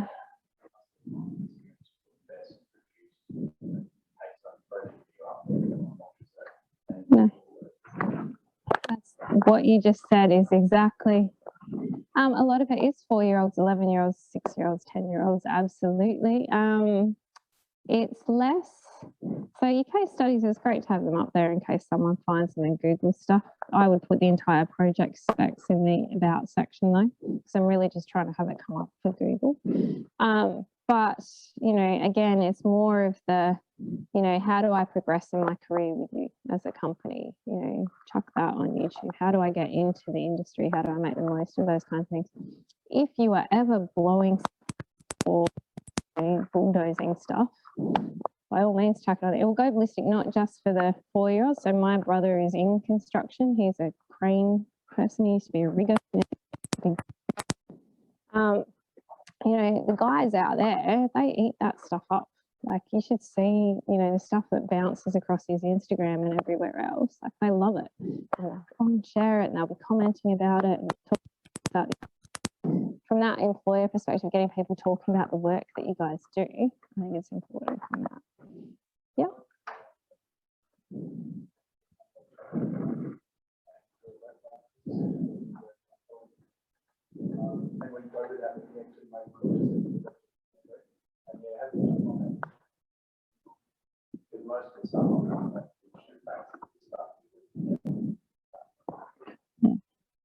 Yeah, so you have to find the middle ground. And I think, like Simon's saying, in order to find the middle ground, you have to be the one creating the content, because then at least it's all about protecting it as well. That's all right. Yep.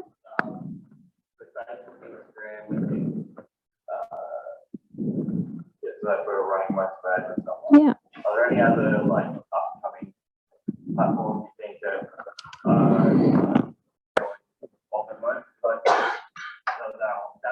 yeah.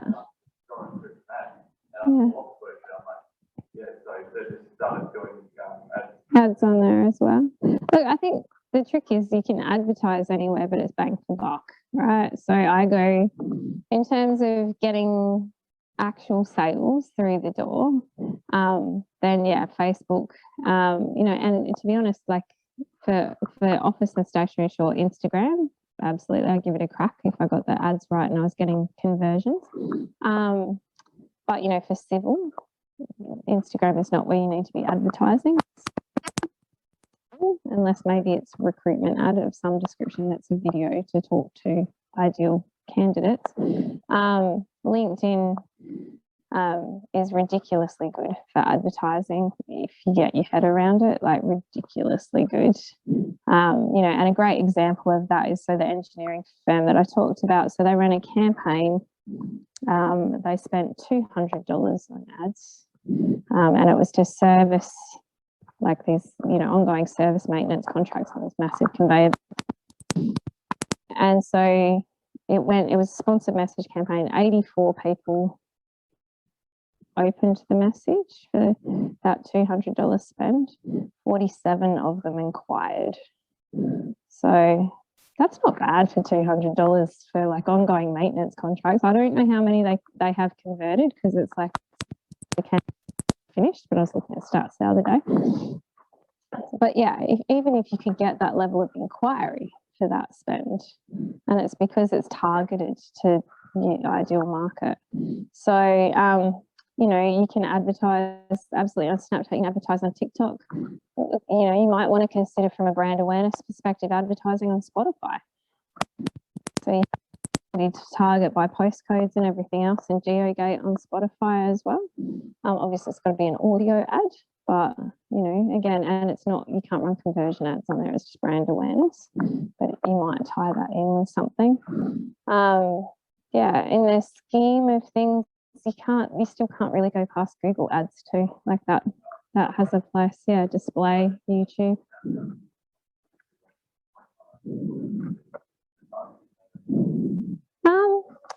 It might have been that you, and I have to look at, because we don't run Snapchat ads for any of our clients currently.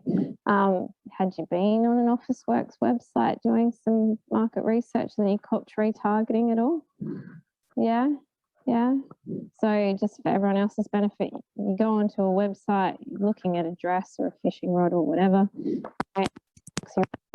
for the next 30 days, that's because they put a cookie on your browser or on your phone or wherever. And once they've put that cookie on your ISP address, you can't really escape them unless you clear all your caches, which we never tend to do. So I'd suggest that that's more likely and clever of them if that's what they've done, because you've already gone to their website. So if you've already gone there and I'm stalking you on Snapchat, that makes a bit more sense than just randomly popping up in your feed. Yeah, but yeah, outside of that, not really. They're the big ones. Cool. Simon's going to draw a door prize. No, you got another question? Yeah. Okay. Right, good question. Pretty much if it's in marketing, if it's copywriting, marketing strategy, digital marketing strategy, Google advertising, social media advertising, content management, really important one if you ever need it, disaster recovery. So we're the only agency in South Australia that specialises in disaster recovery, and it's my favourite thing to do. So because it's like someone threw a hand grenade into something, it's a PR disaster, and I get to sit in front of a computer for 2 days straight fixing it. Those are my favourite ones. Not that you should ever need that, but policy development, all of those kinds of things. The other thing that we do is like one-on-one coaching. So you might have one aspect of your marketing that you like, you know what, this bit just doesn't quite, I haven't got my head around it. And so then you can book an hour with myself or tomorrow and we'll go, if it was my business, we'd do blah, blah, blah, blah. And then you can go away and do it. So that's a lot how we work with people. But mostly it's the advertising thing because it's the most complicated bit. Cheers. Now, has everyone put card into the business card? Part that is the books.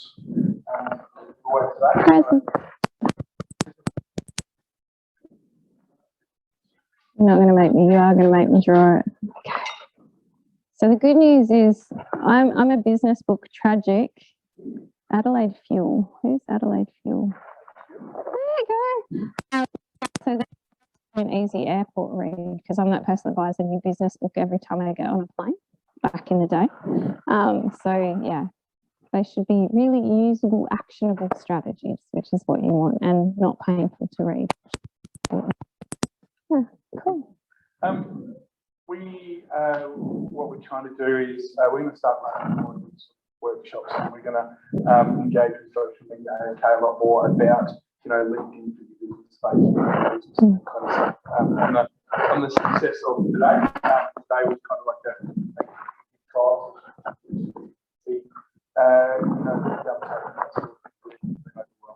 Which has been fantastic. We've also recorded it, so we're sending it out. You know, if you wanted to watch anything back, you will see it in the inbox hopefully later on today.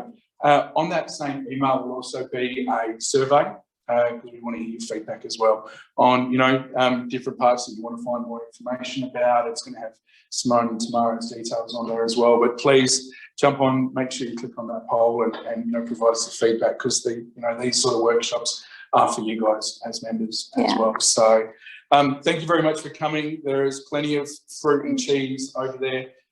So as my nonna says, you're too skinny, so munch. But thanks for coming, and see you next time.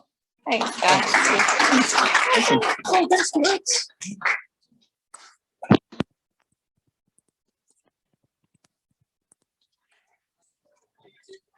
There you go. Down to fire anyway.